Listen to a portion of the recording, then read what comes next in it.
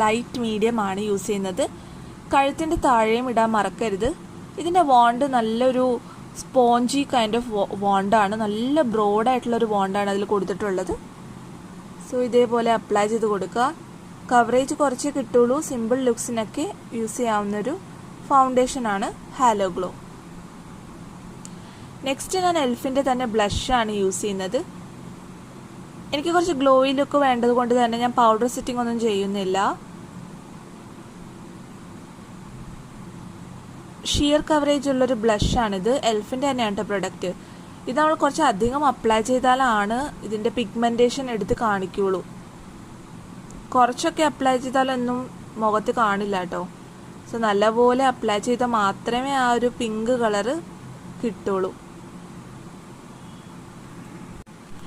ഈ ഒരു ബ്ലഷും glowy kind of ബ്ലഷാണ്. നല്ല ഡ്യൂയി